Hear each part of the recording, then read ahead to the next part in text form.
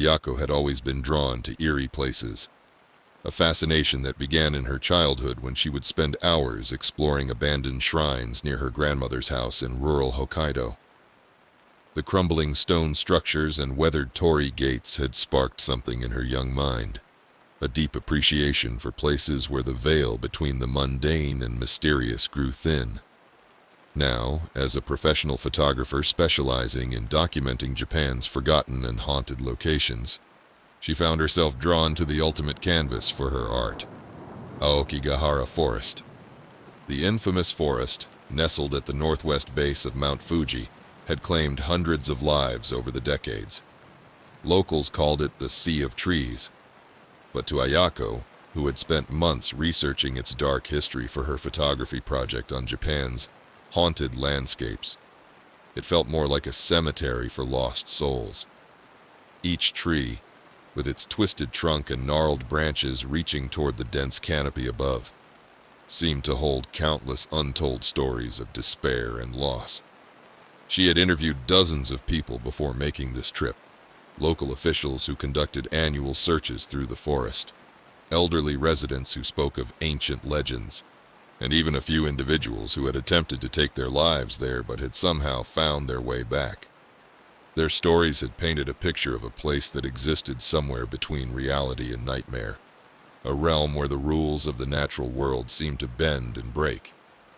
The morning of her shoot arrived with a heavy mist that clung to the ground like a burial shroud. Ayako parked her car at the forest's designated lot, her hands trembling slightly as she checked her camera equipment one final time.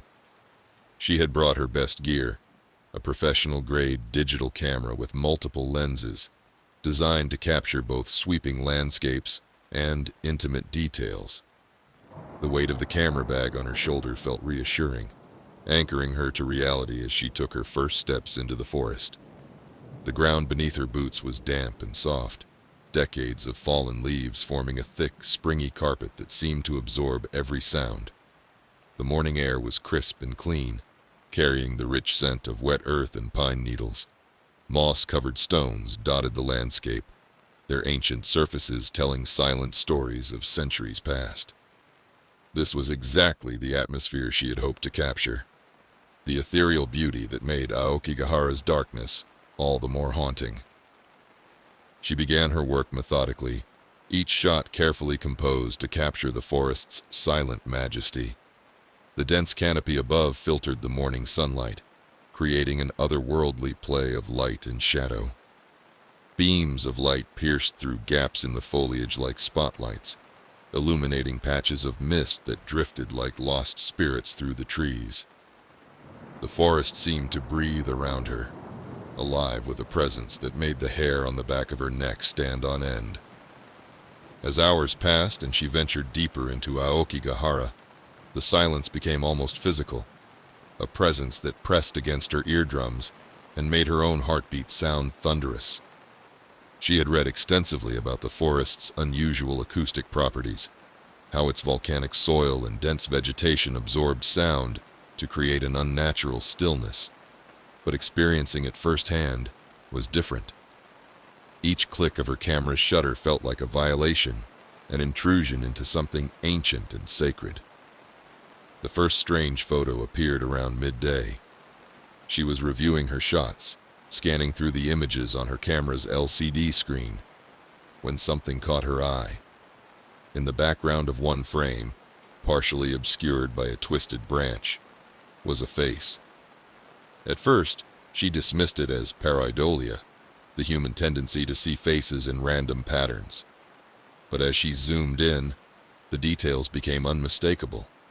Hollow eyes, gaunt cheeks, and an expression of profound sorrow that seemed to stare directly into the lens. Her professional instincts kicked in, and she began cross-referencing the face with mental images from her research. It bore a striking resemblance to Tanaka Hiroshi, a businessman who had disappeared in the forest 3 years ago. His case had made headlines because of the mysterious circumstances. His car had been found in the parking lot, but despite extensive searches, his body was never recovered. Trying to maintain her composure, Ayako continued shooting.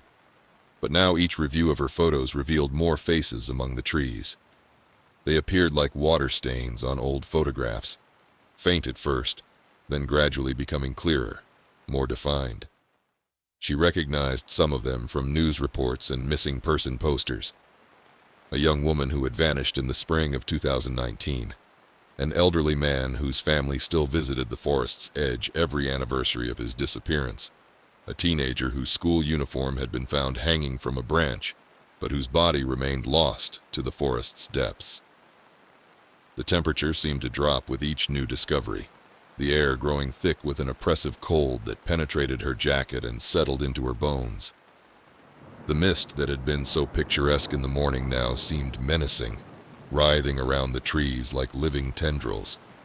Shadows deepened, pooling at the base of trees like dark water, and the forest's silence took on a waiting quality, as if holding its breath.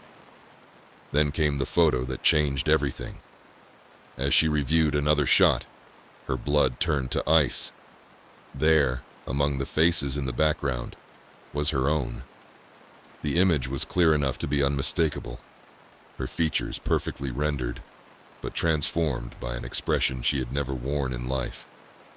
Her eyes were hollow pits of darkness, her mouth slightly open as if in mid-whisper, and her skin had the same translucent quality as the other spectral faces that haunted her photographs. Panic surged through her body like an electric current. She looked up from the camera, scanning the forest around her, but the trees offered no answers, only more shadows, more silence, more faces hidden in the patterns of bark and leaves. The forest seemed to have changed while she wasn't looking, the paths she had taken disappearing into the undergrowth as if they had never existed. She turned to retrace her steps, but each direction looked identical, an endless sea of trees stretching into darkness. Her breathing became shallow and quick, her photographer's eye now working against her as she began to see faces everywhere, in the knots of trees, in the patterns of moss, in the spaces between branches. Each face seemed more tortured than the last, their expressions a symphony of eternal sorrow. Desperately, she consulted her camera again, hoping to find some clue in the earlier photos that might lead her back. But as she scrolled through the images, her horror grew. Her own face appeared more frequently now, growing clearer and closer with each frame. In the latest photos, she could see subtle changes in her spectral reflection. Her skin becoming more translucent, her eyes growing darker, her expression shifting from fear to a strange, peaceful acceptance. The first whisper came like a breath of wind through the trees, so faint she almost missed it. But then it came again, stronger this time, and she recognized it with a jolt of terror. It was her own voice, calling her name. Ayako. The sound seemed to come from everywhere and nowhere, echoing through the trees with an unnatural resonance. Other voices joined in, a chorus of whispers that spoke of peace and rest, of joining them in their eternal vigil among the trees. She recognized some of them, voices she had heard in video interviews during her research, now transformed into ghostly echoes. Ayako, stay with us. Her legs felt heavy, as if the forest floor itself was trying to claim her. The mist swirled more actively now, forming shapes that almost looked human before dissolving back into formless vapor. She stumbled into a small clearing, where a pool of collected rainwater reflected the canopy above. But when she looked down, the reflection showed more than just trees. It showed faces, dozens of them, hundreds, all staring up at her with the same hollow eyes she had seen in her photos. And there, in the center of the pool, was her own reflection, but not as she was now. Instead, she saw herself as she appeared in the photos, spectral and transformed, a being caught between worlds. The reflection didn't move with her, instead maintaining its own terrible stillness, its dark eyes boring into her with an intensity that spoke of ancient hungers and eternal loneliness. She tried to run, but her body refused to respond. held in place by an invisible force that seemed to emanate from the very ground beneath her feet. The voices grew louder, more insistent, a cacophony of whispers that filled her mind until her own thoughts were drowning in their collective murmur. They spoke of belonging, of becoming part of something eternal, of finding peace in the endless silence of Aokigahara. Join us, Ayako. Become one with the forest. The darkness began to creep in from the edges of her vision, not like the darkness of unconsciousness, but like something alive, something hungry. She felt it seeping into her skin, filling her lungs with each breath, transforming her from the inside out. Her camera slipped from nerveless fingers, clattering to the forest floor, its screen still showing that last terrible image of her transformed self. In her final moments of consciousness, Ayako understood the true nature of Aokigahara. It wasn't just a place where people came to die. It was a living entity, ancient and patient, that collected souls like a child might collect butterflies. Each face in the trees was another addition to its terrible gallery, another consciousness absorbed into its eternal silence. She felt herself beginning to fade, her physical form becoming less substantial with each passing second. The forest's presence filled her completely now, replacing her blood with sap, her bones with wood, her thoughts with the collective whispers of all those who had come before. Her last human act was to reach out toward her fallen camera, but her hand had already become translucent, merging with the mist that swirled through the trees. And then she was gone, or rather, transformed. Her consciousness dispersed like morning dew, becoming one with the forest's ancient awareness. Her face joined the others hidden in the bark and leaves. Her voice became part of the whispered chorus that called to other lost souls. And her story became just another legend in the dark history of Aokigahara. The camera lay where it had fallen, its screen dark and silent. But in its memory card, preserved in perfect digital clarity, were the photos that documented Ayako's transformation, a series of images that showed a woman's gradual dissolution into the forest's hungry embrace. And in every photo, growing clearer and closer with each frame, was her face among the trees, forever watching, forever waiting, forever part of the endless silence of the sea of trees. Hana had always thought of Aokigahara as a place of legend, a vast, tangled forest with a quiet so deep it was said to swallow sound. Growing up in Japan, she'd heard the stories, the warnings about people who wandered too far into its shadows and were never seen again. Her grandmother had spoken of it in hushed tones during stormy nights, telling tales of yurei, spirits of the deceased who remained tethered to the mortal realm, forever wandering among the twisted trees. But they were just stories to her, background noise in a life far from the eerie edge of that forest. Then her younger brother Kenji disappeared. It had been a year since the police had found his car parked at the entrance to the forest, keys in the ignition, his wallet and phone left neatly on the seat. The search had lasted weeks, combing through thick groves of trees, roots twisted and overgrown. But they'd found no trace of him. The authorities concluded he was among the many who had gone into the forest seeking an end. Their parents had accepted this verdict with quiet resignation, transforming Kenji's room into a shrine, burning incense daily before his photograph. But Hana didn't believe it. Not really. Kenji had been troubled, yes, but he was strong, resilient. He had always bounced back, no matter what life threw his way. She remembered how he'd fought through his depression in high school, channeling his pain into art, creating haunting landscapes that spoke of both darkness and hope. Even during his darkest days, he'd never stopped fighting. She clung to the thought that he might still be out there, alive, lost, maybe injured, but alive. And until she could bring him home or see proof, she would not give up on him. The last conversation they'd shared played repeatedly in her mind. Kenji had called her late one night, his voice tight with an emotion she couldn't quite place.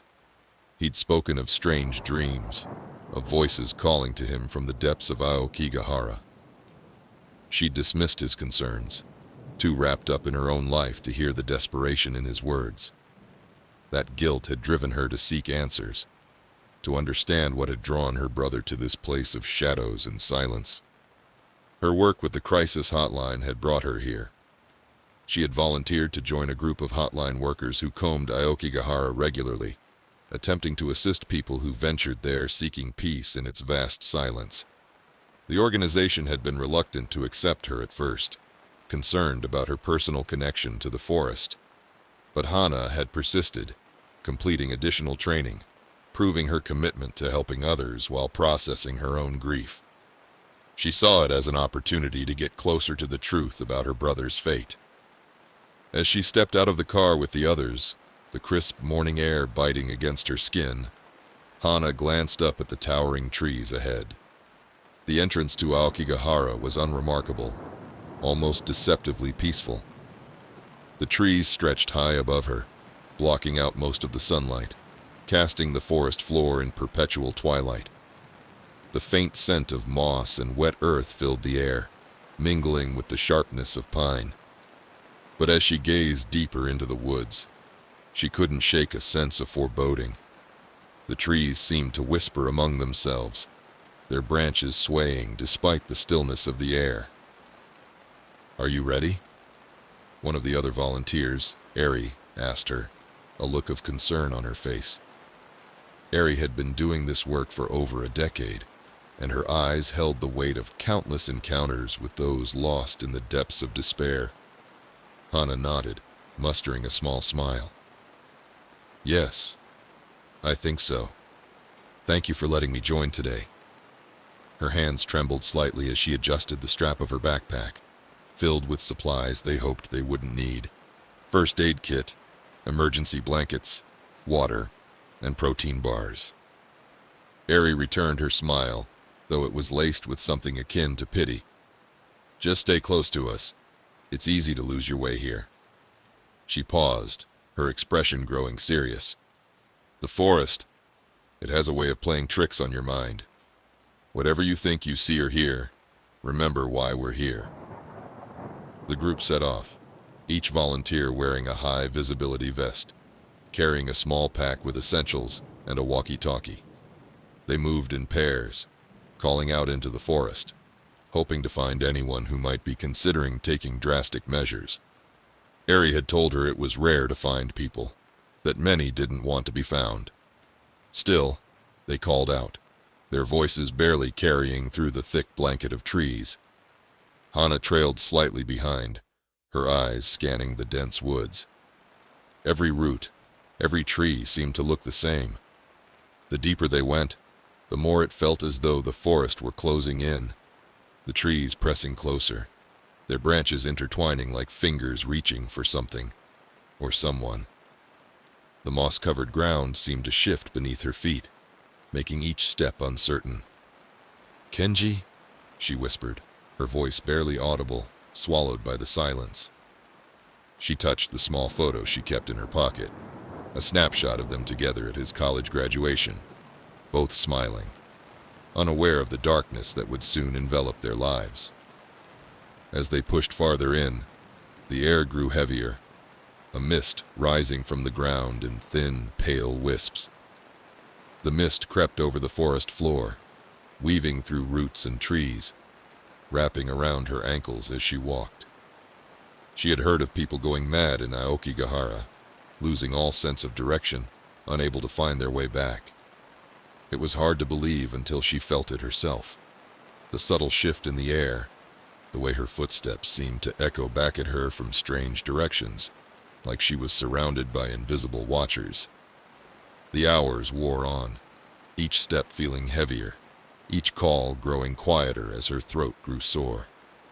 By midday, Hana's hope had begun to waver, her thoughts darkening with doubts. The forest stretched endlessly around them, thick and shadowed, the mist growing heavier. She could feel her nerves prickling, a faint chill settling over her as they ventured deeper. The trees seemed different here, older, their bark blackened and twisted, their branches reaching down like grasping hands. And then she heard it. A voice.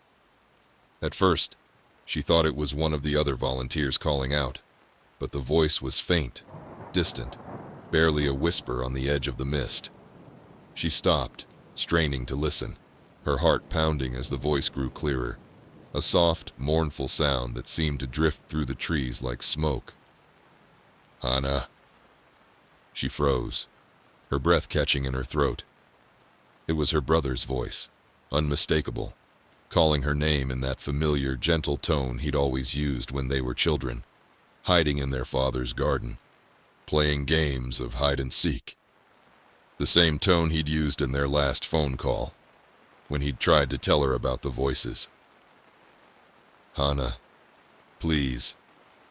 The sound was faint, almost drowned by the rustling of leaves, but she knew it was him. Her heart pounded, her mind racing with possibilities. Had he been here all along, surviving somehow in this endless maze of trees?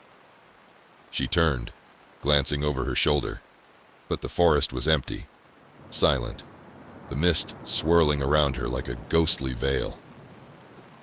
"Kenji," she whispered, taking a step toward the sound.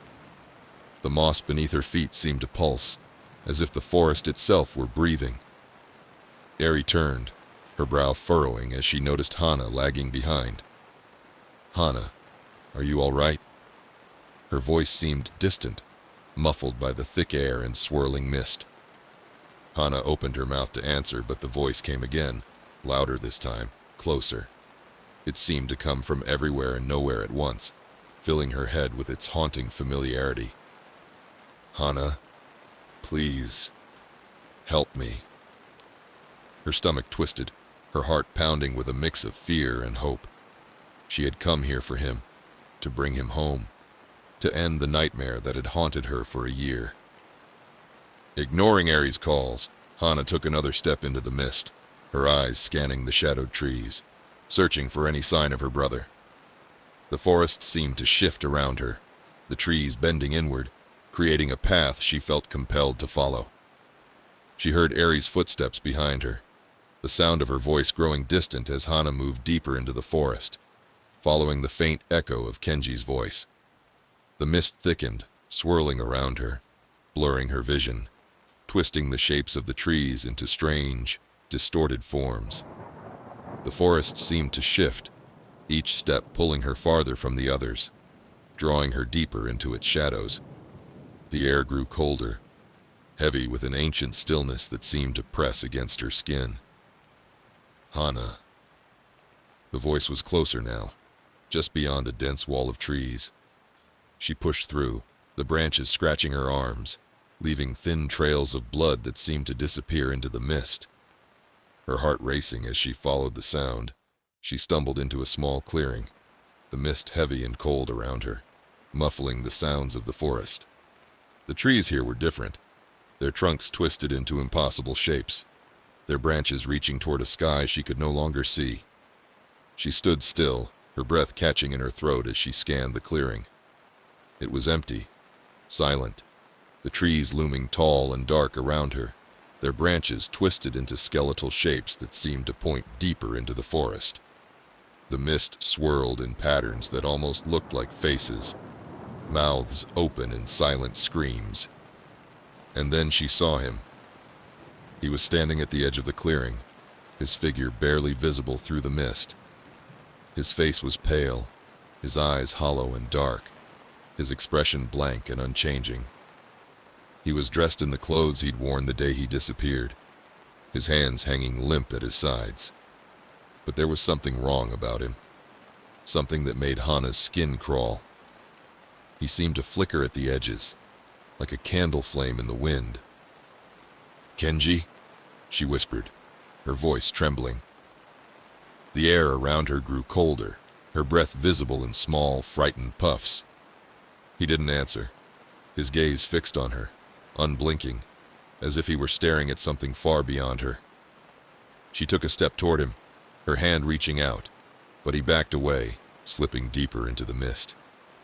His movements were wrong, too fluid, as if he were floating rather than walking. "Wait!" she cried, her heart pounding as she followed him, her footsteps quickening as he moved farther into the forest. The trees seemed to part before him, creating a path that led deeper into darkness. The mist thickened, the trees closing in around her, their twisted branches reaching out like fingers trying to grasp her clothes, her hair, her skin. She could hear his voice now, whispering her name, echoing through the forest, filling her mind with a cold, creeping dread that seemed to seep into her very bones. "Hana, please, help me." She ran, the forest a blur around her, her breath coming in shallow gasps as she chased his voice, her footsteps echoing in the silent woods. But no matter how fast she ran, he was always just out of reach, slipping farther and farther into the mist. The trees seemed to watch her passage, their ancient bark faces twisted in silent laughter. And then, suddenly, the voice stopped. She froze, her heart pounding, her breath catching in her throat as the silence pressed down on her, thick and heavy. The forest was still, the mist swirling around her, obscuring her vision, muffling her senses. She realized with growing horror that she could no longer hear the calls of the other volunteers, could no longer remember which direction she had come from. "Hana." The voice came again, but this time it was different. Softer, colder, like a whisper carried on the wind. She turned, scanning the shadows, but there was no one there. The mist seemed to thicken, taking on shapes that made her heart race with primal fear. A chill ran down her spine as she realized the truth. The voice was coming from the mist itself, echoing through the trees, surrounding her, closing in. The forest had been calling to her all along, using her brother's voice as a lure, drawing her deeper into its embrace. And then she heard them, other voices, soft and mournful, calling her name, whispering in tones that sent a chill deep into her bones. They seemed to come from the trees themselves, from the earth beneath her feet, from the very air around her. "Hana, join us." The shadows shifted, figures emerging from the mist, their faces pale and hollow, their eyes dark and empty. She recognized some of them, faces she had seen in news reports, photographs of people who had vanished in Aokigahara, their bodies never found. They moved toward her with an unnatural grace, their feet hovering just above the ground. They reached out for her, their hands cold and skeletal, their voices soft and insistent, urging her to stay, to join them in the endless silence of the forest. Among them, she saw Kenji, his face now a mask of eternal sadness, his eyes holding the truth she had refused to accept. Hana stumbled back, her heart pounding, her mind reeling as she realized the truth. Kenji was gone, lost to the forest, his voice just another echo among the countless souls trapped within its depths. The forest had claimed him, as it had claimed so many others, and now it reached for her with hungry, ancient patience. And now, it wanted her too. The mist closed in, carrying the whispers of 1,000 lost souls, and Hana understood at last why they called Aokigahara the Sea of Trees, because like the ocean, it held its secrets in its depths, and those who ventured too far rarely returned to tell their tales. The fluorescent lights of Shibuya Station buzzed overhead, casting a harsh, artificial glow across the nearly empty platform. Kenji Yamamoto adjusted his tie, exhausted after another grueling day at the accounting firm. The clock on the wall read 11:42 p.m. Another late night, another lonely commute home. That's when he first saw her. She stood at the far end of the platform, a solitary figure that seemed to exist outside of time itself. Her pale blue yukata, adorned with delicate cherry blossoms that appeared to float like spectral butterflies against the fabric. looked startlingly out of place among the modern architecture and electronic displays. The traditional garment hung perfectly still, despite the occasional draft that whistled through the station. Her black hair, straight and lustrous, cascaded down to her waist like a dark waterfall in the night. Something about her presence made the air feel thick, heavy with an inexplicable tension that made it difficult to breathe.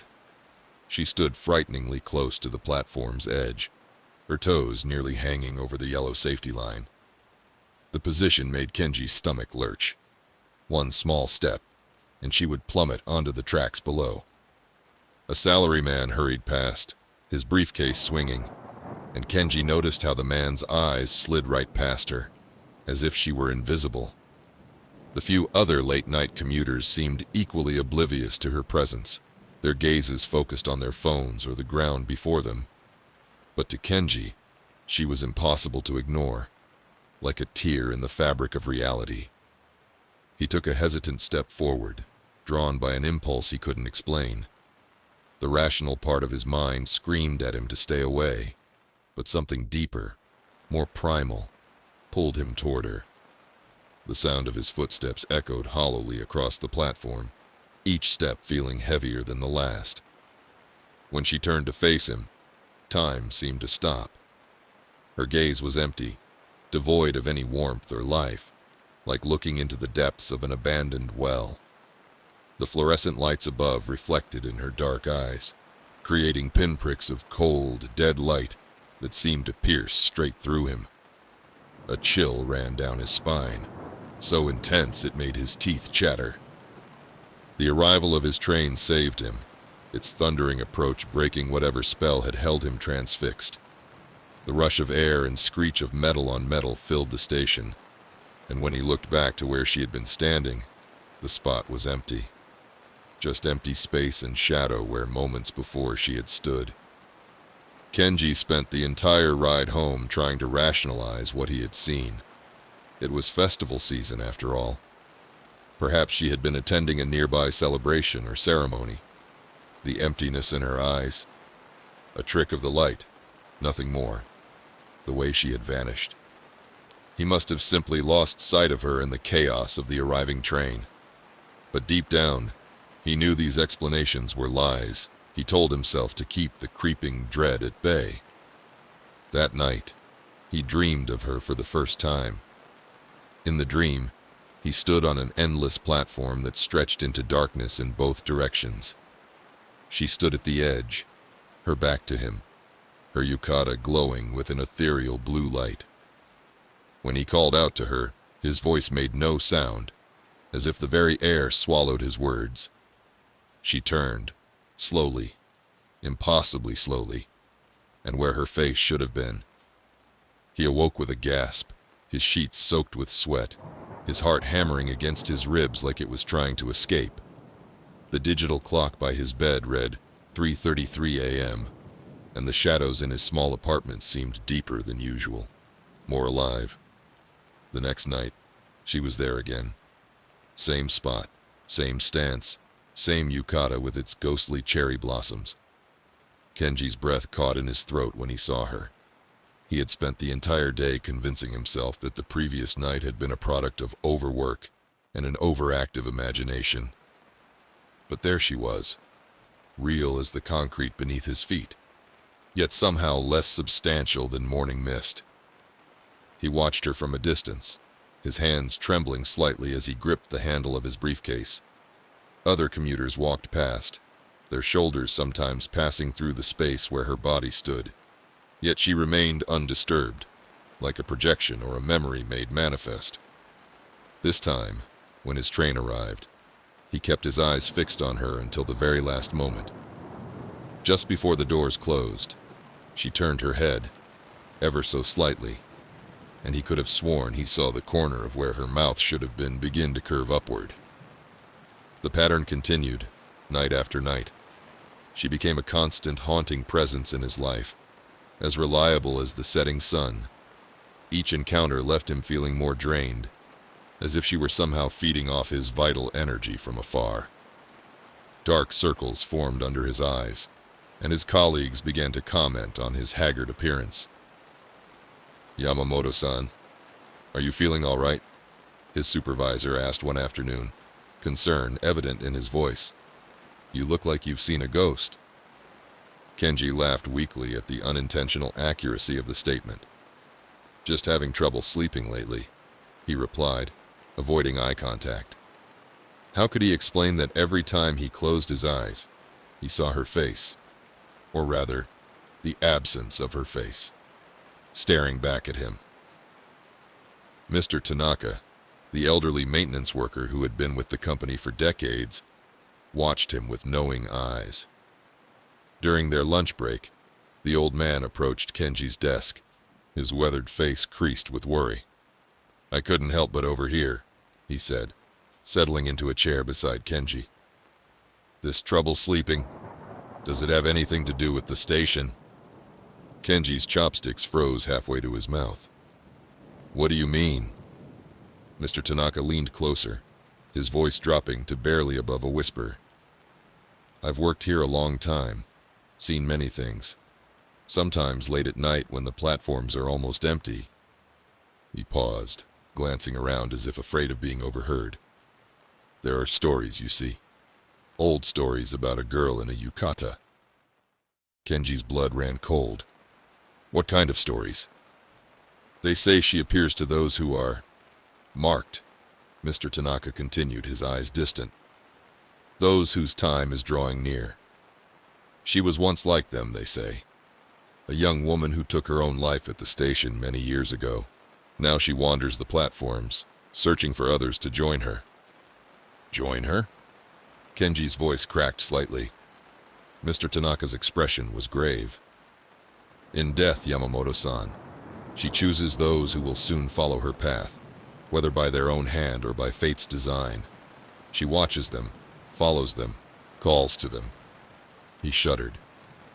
"I've seen her myself once, many years ago, the night before my wife." He trailed off, leaving the sentence unfinished, but Kenji understood. The rest of the day passed in a blur of terror and speculation. He considered taking a taxi home, but something told him it wouldn't matter. She would find him regardless. That night, he made a decision that would seal his fate. As he stood on the platform, watching her familiar figure in the distance, he gathered his courage and approached her. Each step felt like walking through deep water, the air growing thicker, colder, as he drew near. "Excuse me," he called out, his voice trembling slightly.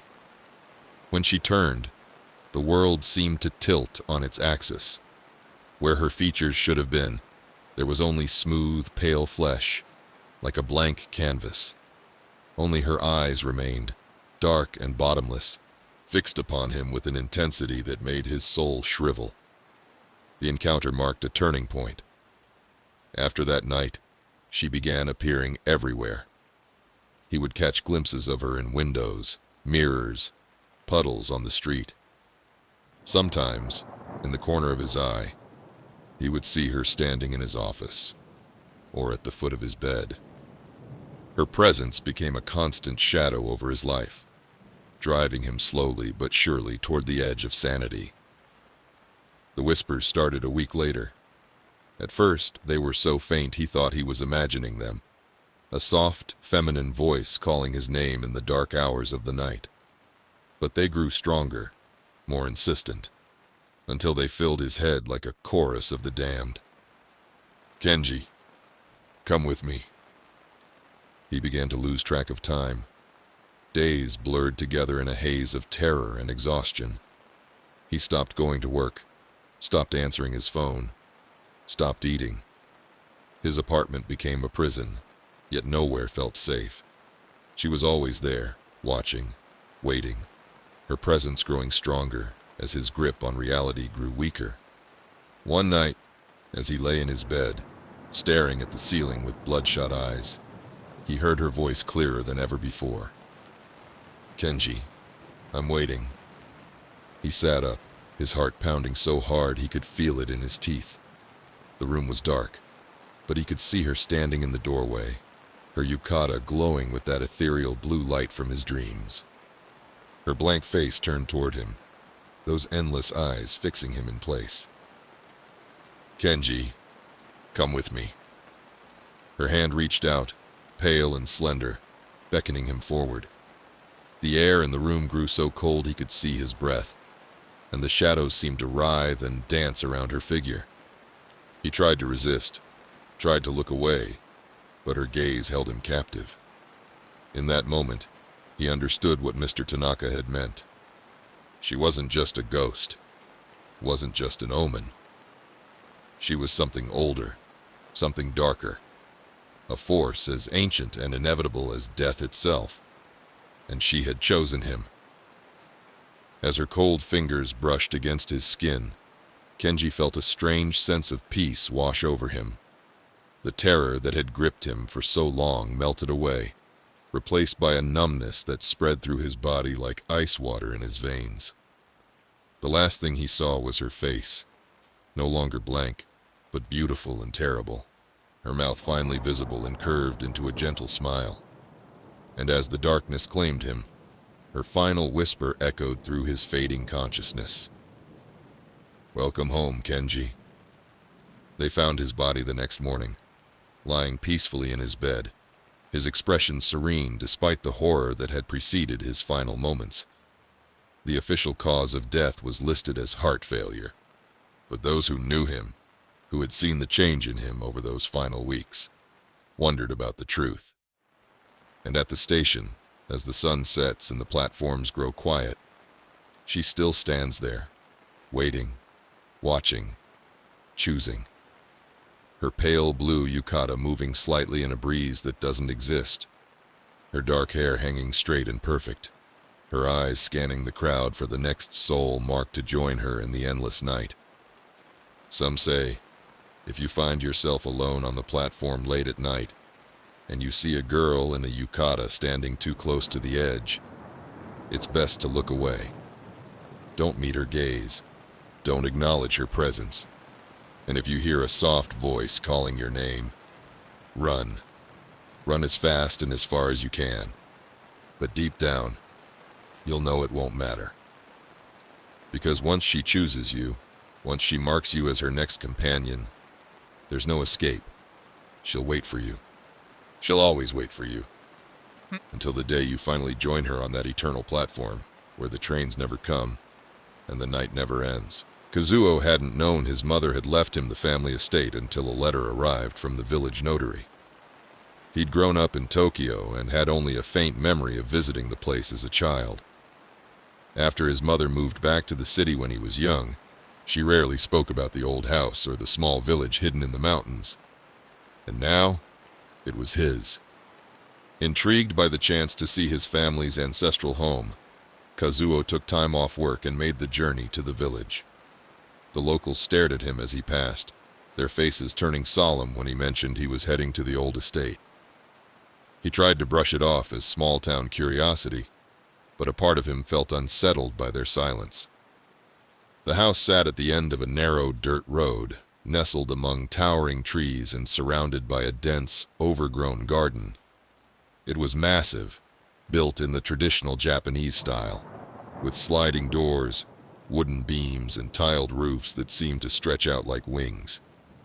The place had a strange beauty to it, though it was obvious it had fallen into disrepair. Vines crept up the walls, weeds choked the pathway, and the windows were clouded with dust. Kazuo let himself in, greeted by the scent of old wood and faint mildew. The house was silent, the rooms filled with shadows cast by the evening light filtering through the paper windows. He wandered through the rooms, marveling at the sheer size of it, each room seeming to stretch farther than the last. In his mother's letters, she had mentioned that the house was always growing. Kazuo had brushed it off as a poetic way of describing a home filled with generations of family history. But as he walked through the corridors, he began to feel a strange, unsettling sensation. The rooms didn't feel right. Hallways seemed to twist and stretch, and when he turned corners, he he would find himself in unfamiliar spaces that weren't there moments before. He tried to ignore the feeling, telling himself it was just his imagination, but a part of him couldn't shake the sense that the house was watching him, guiding him deeper into its heart. That night, Kazuo set up a bedroll in one of the main rooms and drifted off to sleep, feeling a faint sense of unease prickling at the edges of his consciousness. The wind outside whispered against the walls, the old wood creaking and groaning as if the house itself were breathing. He woke in the middle of the night to a strange noise, like footsteps echoing down a distant hallway. Sitting up, he listened, his heart pounding, but the sound faded into silence. He lay back down, trying to shake off the feeling, but sleep wouldn't come. The next morning, Kazuo explored more of the house, taking his time to examine each room. He found strange objects, a small lacquered box filled with family photos, a mirror cracked and fogged with age, a scroll depicting a forest of twisted trees. The house was filled with relics from generations past, as if each family member had left a piece of themselves behind. But as the day wore on, Kazuo noticed something strange. A hallway he'd walked down just hours before now stretched farther, twisting and turning in ways he hadn't seen. Doors he'd left closed were now open, revealing rooms that seemed to grow larger each time he looked. Shadows shifted across the walls, pooling in corners, stretching out like reaching hands. That evening he returned to the main room, only to find that his bedroll was missing. The room looked different, as if the walls had moved, the corners stretching into darkness. He called out, his voice echoing strangely through the empty halls. And then he heard it, a faint whisper, like a voice carried on the wind, soft and mournful. It was a woman's voice, barely audible, calling his name. Kazuo. He froze, his heart pounding, the whisper sending a chill down his spine. He glanced around, but the house was silent, empty. He tried to convince himself it was just the wind, but the voice lingered in his mind, haunting him as he wandered through the darkened rooms. He spent the next few days exploring the house, trying to map its layout. But each time he turned a corner, he found himself in unfamiliar territory. Hallways grew longer, rooms appeared where there had been none before, and shadows seemed to follow him, lurking just beyond the edge of his vision. He found his way to a dusty storeroom one afternoon and discovered a set of old family journals. They were filled with faded ink and brittle pages, written in a script he could barely decipher. But as he read, a dark story began to unfold. His ancestors had spoken of the house as a living structure, a place that grew and shifted with each generation. Some believed it was a blessing, a home that expanded to fit the family's needs. But others warned of something darker, a hunger within the walls, a need to claim those who lived there, to trap them in its endless corridors. Kazuo felt a chill run down his spine as he read, his fingers trembling as he turned the pages. The journal spoke of family members who had disappeared, swallowed by the house, their rooms left untouched, as if they had never existed. And always, the house grew, each new room a monument to the lost, an extension of the home's insatiable hunger. That night, Kazuo tried to leave, his footsteps echoing through the silent hallways. But the house seemed to shift around him, twisting and stretching, each room leading him deeper into its heart. He tried to find the front door, but every path he took only led him to unfamiliar rooms, hallways that stretched into darkness. And then, as he stumbled through a narrow corridor, he saw her, a figure standing in the shadows, her face pale, her eyes hollow. It was his mother, her expression blank, her body stiff and unmoving. She looked at him, her gaze empty, as if she were a part of the house itself, a shadow bound to its walls. "Kazuo," she whispered, her voice soft and mournful. "You're home now." He tried to reach her, to call out, but she vanished, melting into the shadows. He stumbled back, his mind racing, the walls pressing in around him. He could feel it now. The house's hunger, its need to claim him, to make him a part of its endless twisting corridors. Days blurred into nights, his sense of time slipping away as he wandered through the darkened rooms. He saw flashes of his family's faces in mirrors, their eyes hollow, their expressions frozen in sorrow. He heard their whispers in the walls, soft and mournful, calling his name, urging him to stay. He tried to fight it, to find his way out, but the house wouldn't let him go.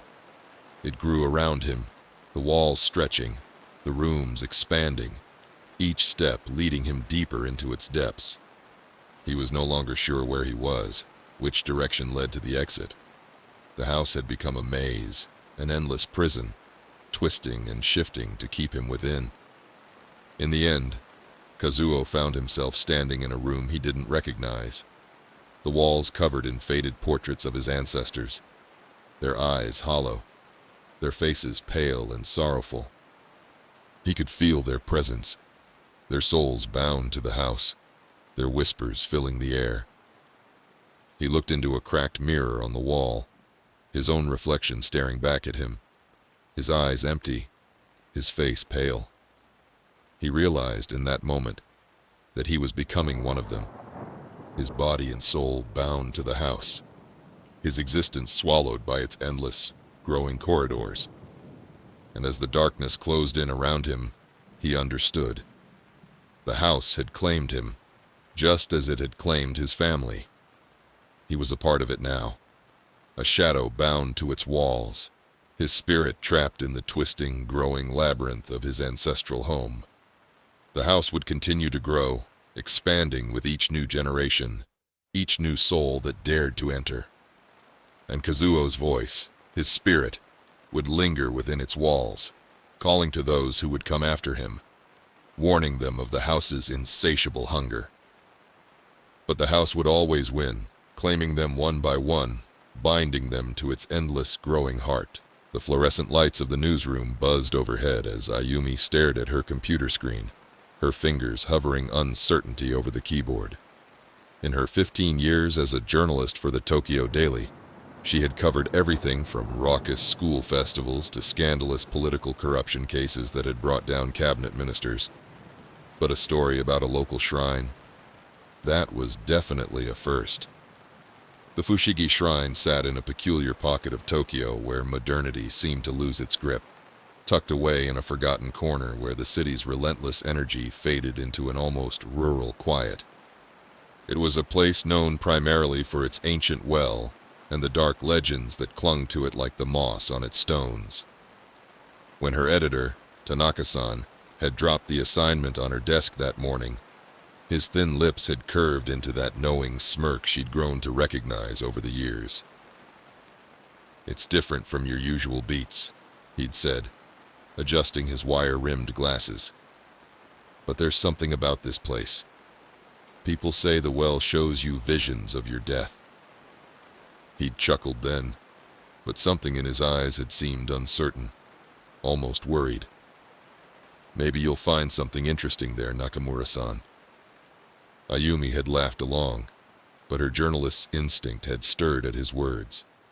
She'd seen that look before, when sources had information they were afraid to share, when stories ran deeper than their surface suggested. Still, she'd decided it was probably just an angle to add some supernatural spice to what would otherwise be a routine local interest piece. The late afternoon sun cast long shadows across the shrine's grounds when she arrived, her sensible shoes crunching against the gravel path.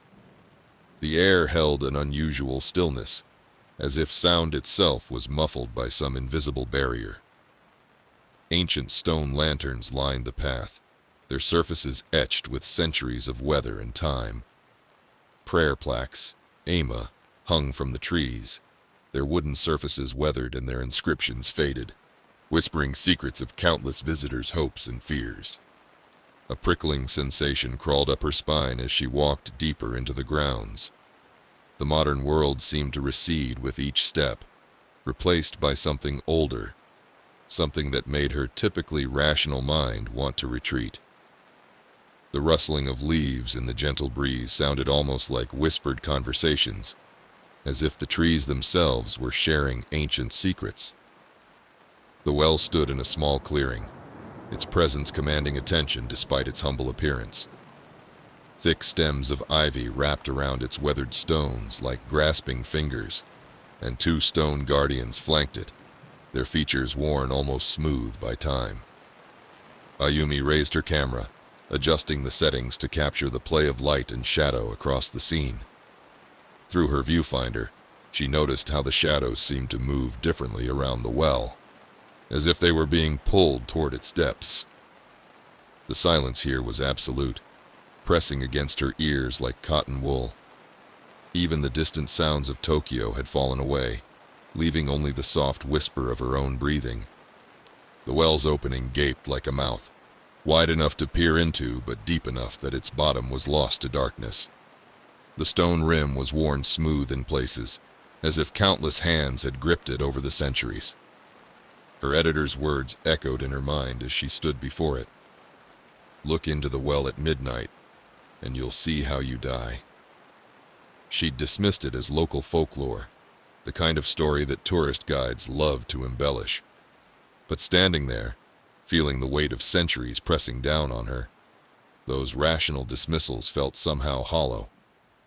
The sound of footsteps pulling her from her thoughts made her turn. An elderly man approached, his traditional shrine keeper's clothing marking him as Fujimoto-san, the caretaker she'd arranged to interview. His face was lined with age, but his eyes were sharp and alert as they darted between her and the well. "Nakamura-san." His voice was steady but held an undercurrent of tension. "Welcome to Fushigi Shrine." As they sat on a nearby bench for the interview, Ayumi couldn't help but notice how he positioned himself to keep the well in his peripheral vision, as if unwilling to turn his back on it completely. "People come here seeking protection," he explained, his weathered hands fidgeting with the hem of his sleeve. "The shrine has stood for centuries, offering comfort to those in need." He paused, glancing again at the well. "But that's different. It was here before everything else. Before the shrine, before the city. Some say before Japan itself." Ayumi leaned forward, her reporter's instinct tingling. "And what about the stories? About seeing visions of death?" Fujimoto's face seemed to age a decade in an instant, the color draining from his cheeks. His hands trembled as he adjusted his glasses, a nervous habit that reminded her of her editor. "Yes," he whispered, his voice barely audible. "But it's more than just seeing. The well, it marks you. Once you've looked, you're bound to what you've seen. The vision becomes a promise." He looked directly at her then, his eyes intense. "Those who look, they never truly leave this place. Something in the well catches hold of them, like a hook in their soul. They try to run, to forget, but it always draws them back. Always." Ayumi forced a laugh, but it sounded hollow even to her own ears. "Surely you don't believe that, Fujimoto-san, in this day and age." His response was cut off by a sudden gust of wind that rattled the prayer plaques, their wooden surfaces clattering like bones. "Belief," he said finally, "has nothing to do with it. The well doesn't care what we believe. It simply is." After the interview, Ayumi found herself drawn back to the well, her mind churning with questions. The rational part of her brain insisted this was all superstition, stories built up over centuries to explain natural phenomena. But another part, a deeper, more primitive part, recognized something ancient and unknowable in the well's dark depths. The decision to return at midnight came almost without conscious thought. She told herself it was professional thoroughness, the mark of a good journalist following every lead. But as she made her way back through the darkened grounds, her flashlight beam catching the gleam of watching eyes in the stone guardians, She knew it was something more. The night air was thick and heavy, pressing against her skin like wet silk. The well seemed to draw in what little light there was, its opening a perfect circle of darkness against the star-studded sky. Ayumi's heart thundered in her chest as she approached, her footsteps seeming unnaturally loud in the midnight quiet. She hesitated at the rim, her hands resting on the cool stone. The water below was perfectly still, a mirror of darkness that seemed to extend forever. As she leaned forward, her reflection gradually became visible in the faint moonlight, distorted by the well's curved walls. Time seemed to stretch and warp as she stared, seconds bleeding into minutes, reality narrowing to the dark circle before her. And then, like ink spreading through water, something began to change in the reflection. The image that formed was both crystal clear and somehow wrong, like a photograph slightly out of focus. She saw herself, but not as she was now. This version of her stood in rain-slicked darkness, her clothes plastered to her body, her hair hanging in wet ropes around a face contorted with terror. The vision Ayumi was running, desperate, pursued by something just out of sight. She watched as her other self stumbled, reached out as if falling into an endless pit, mouth open in a silent scream that seemed to echo across the boundary between reality and reflection. Ayumi jerked back from the well, her heart hammering against her ribs. Her hands were shaking as she fumbled for her phone, nearly dropping it as she checked the time. Only minutes had passed, though it had felt like hours. She backed away from the well, unable to shake the feeling that something had shifted in those moments of looking, that some fundamental barrier had been breached. The vision followed her home, settling into her mind like a splinter she couldn't remove. That night, her dreams were filled with rain and darkness, the sound of pursuing footsteps, and the endless echo of her own terrified breathing. She woke repeatedly, drenched in sweat, the memory of the vision seeming more real than her waking world. Over the next few days, she threw herself into research, diving deep into the shrine's history. The more she uncovered, the more unsettling the story became. The land had been considered cursed long before the shrine was built, marked by disappearances and strange occurrences that local records hinted at but never fully explained. The well appeared in documents dating back centuries, always described with a mixture of fear and reverence. One ancient scroll, nearly illegible with age, spoke of the well as a gateway, a point where the barrier between worlds had worn thin. Another described it as a trap for souls, drawing them in with visions of their fate before binding them to that destiny. The more recent accounts were equally disturbing, stories of people who had looked into the well and been found days or weeks later, their deaths matching exactly what they had described seeing. Ayumi's sleep became increasingly fragmented, her nights filled with the same recurring dream. She was always running through rain-slicked streets, pursued by something she couldn't see but could feel drawing closer with each step. The sound of footsteps behind her grew louder, more insistent, but whenever she turned to look, there was only darkness. One night, she jolted awake at midnight, her heart racing and her body covered in a cold sweat. The memory of the dream clung to her like a second skin, and with it came an overwhelming compulsion to return to the shrine. She tried to resist, but the pull was inexorable, as if invisible threads were drawing her back to the well. The journey to the shrine felt different this time, reality seeming to blur at the edges. The shadows were deeper, more alive, and the silence had a weight to it that pressed against her ears. When she reached the well, it seemed to be waiting for her, its dark mouth open in a silent invitation. Her hands trembled as she gripped the stone rim, leaning forward to look into the water once more. The vision formed more quickly this time, sharper and more detailed. She watched herself running through the rain, saw the terror in her own eyes with perfect clarity. But this time, she caught a glimpse of what was pursuing her. A darkness deeper than the night. A void that moved with purpose. Ayumi stumbled backward, her breath coming in sharp gasps. She could feel it now. A presence that had followed her from the well. A shadow that had attached itself to her the moment she first looked into those depths. The well hadn't just shown her a possible future. It had sealed her fate, binding her to the death it had revealed. The following days passed in a blur of increasing paranoia and fear. She began seeing reflections of her vision everywhere, in windows, in puddles, in the glossy surface of her morning coffee. Her face would appear, twisted in terror, only to vanish when she looked again.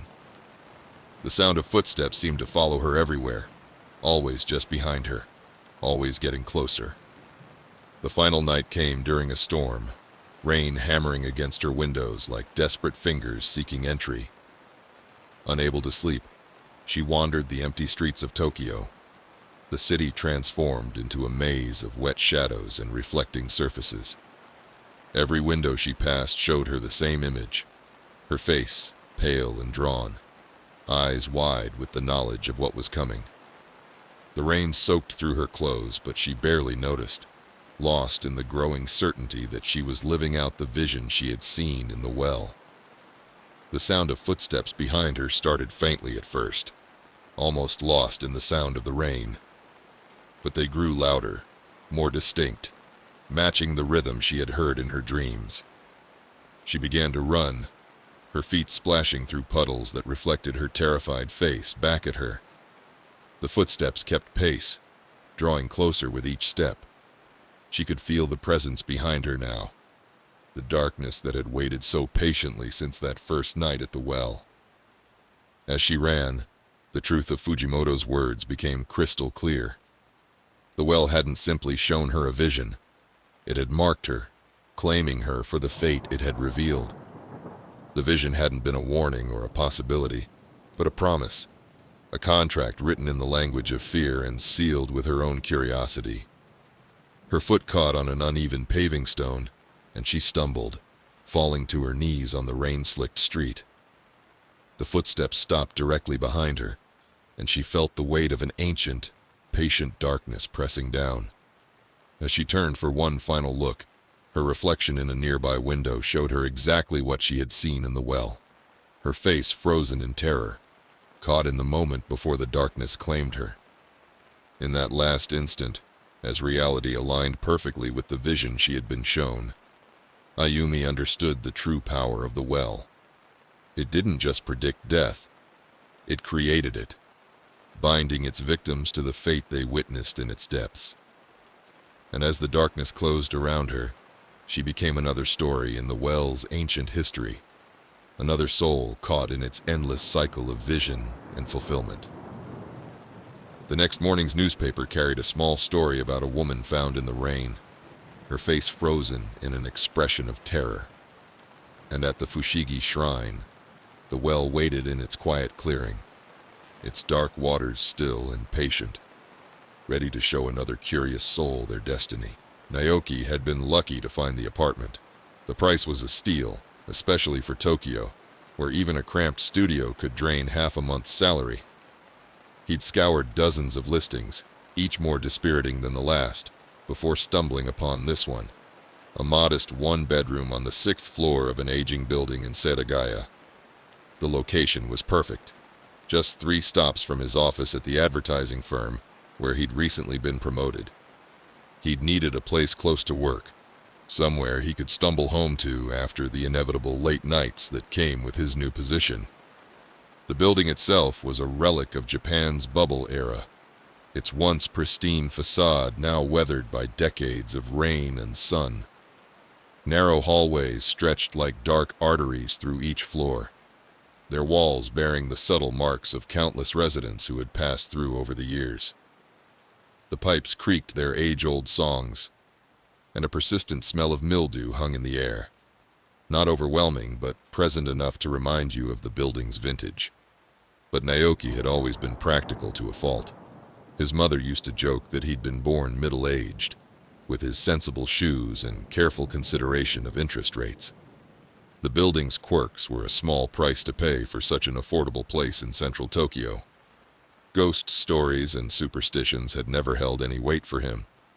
While his childhood friends had huddled around flashlights trading tales of yurei and vengeful spirits, he'd always been the one to point out the logical explanations, the creaky floorboards and settling foundations behind every supposed haunting. So when his elderly landlord, Mrs. Yamamoto, had seemed hesitant to rent him the sixth-floor unit, he'd brushed it off as the natural wariness of an old woman toward a young single tenant. She was a small woman, bent like a winter branch under the weight of years, her silver hair pulled back in a severe bun that emphasized the sharp angles of her face. As she handed over the keys, her fingers lingering on the cold metal as if reluctant to let go, she'd mumbled something about not disturbing the neighbors. Her voice had carried an edge of urgency that seemed disproportionate to such a mundane request, but Naoki had simply smiled and assured her he'd be the perfect tenant. Still, something in her eyes lingered as he walked away, a strange unease that made him glance back over his shoulder, only to find her still standing there, her small frame silhouetted against the afternoon light, watching him with an expression he couldn't quite read. Moving in had been straightforward enough. The apartment was small but efficiently laid out, with a combined living and dining area, a compact kitchen, and a bedroom just large enough for a single bed and a small desk. The previous tenant had left behind some basic furniture, a low table, a tired but serviceable couch, and a sturdy bed frame that looked like it had weathered several moves. The walls were painted a neutral beige, marked here and there with the ghosts of hanging pictures, like pale shadows of memories left behind. That first night, as he lay in his new bed, listening to the unfamiliar sounds of the building settling around him, Naoki felt a strange sense of peace. The street below was quiet, the occasional passing car sending gentle waves of light across his ceiling. For the first time in years, he had a place to himself, a tiny corner of Tokyo he could call home. No more shared apartments with messy roommates, no more awkward encounters in common areas. Just his own space, his own rhythm. The peace didn't last.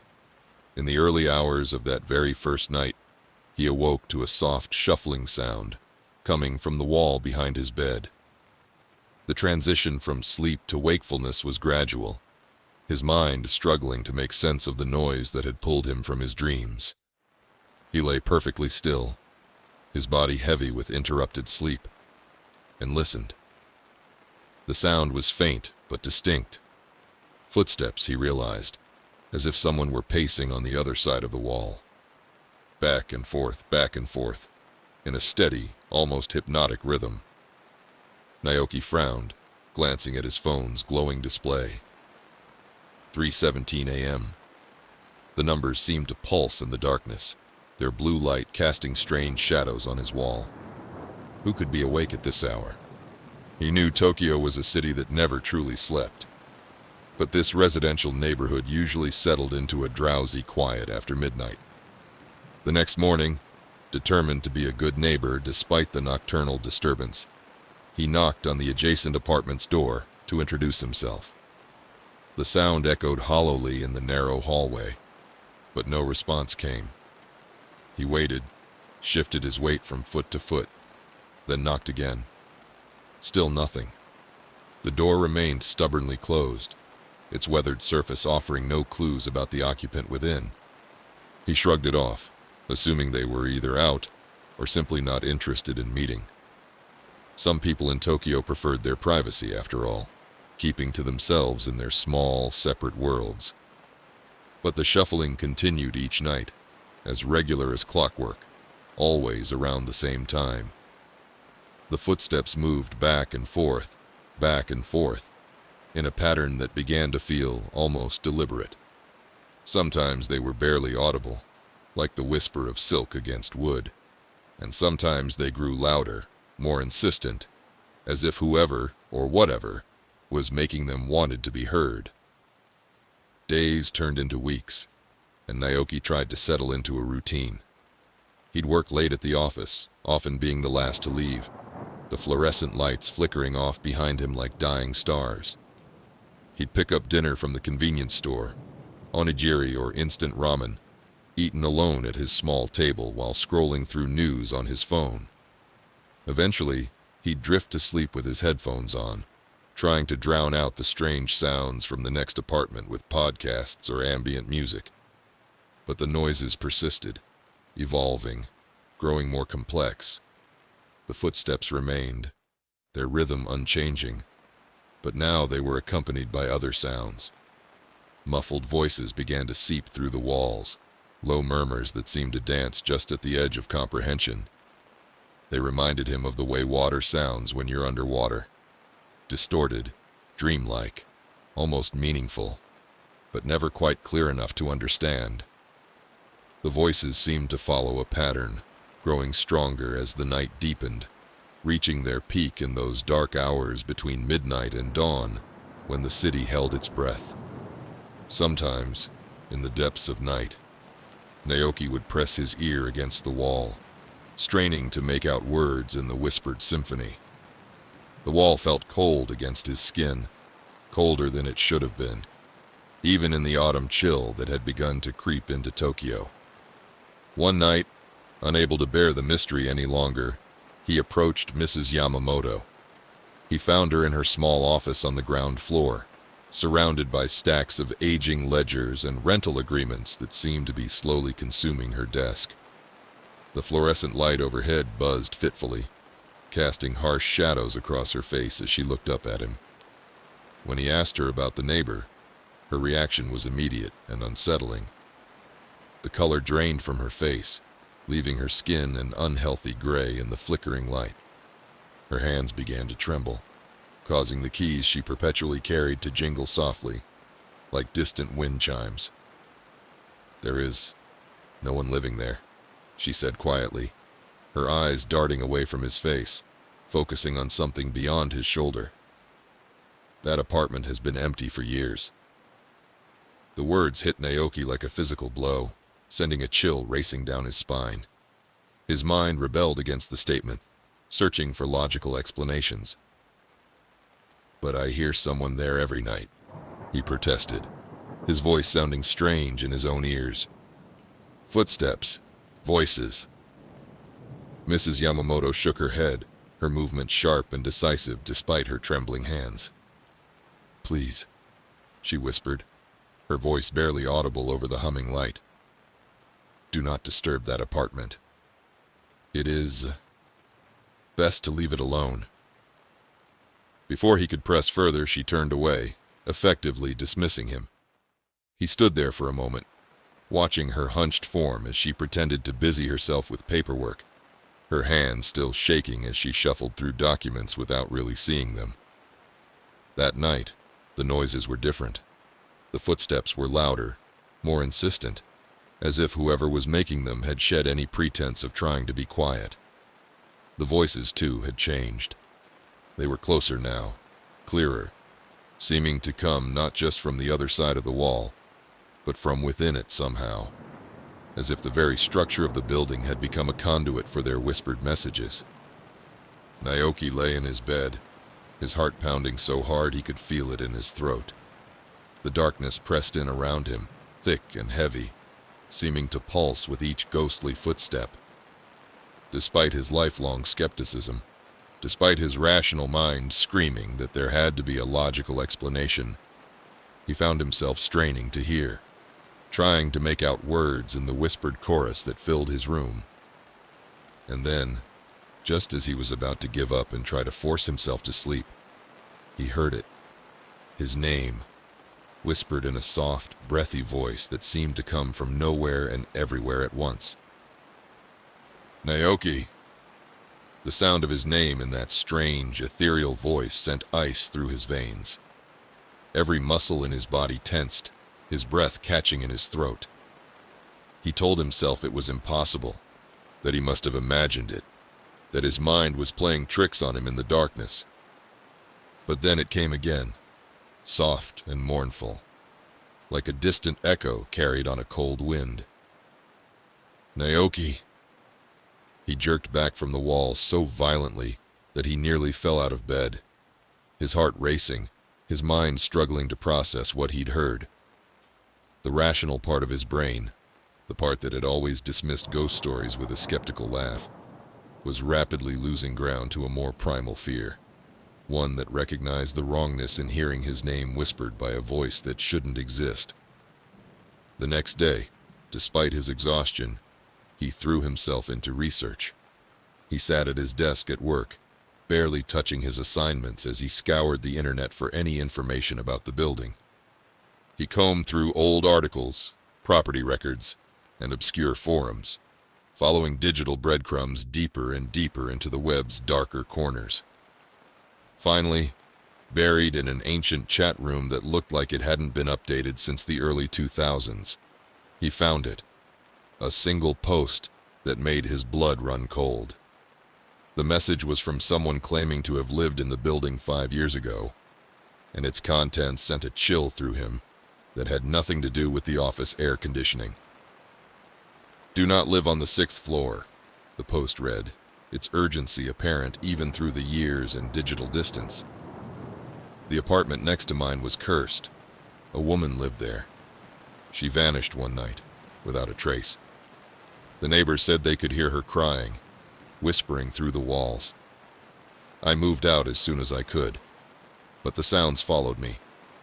Even now, years later, I sometimes wake up in the middle of the night, thinking I hear those footsteps, that voice."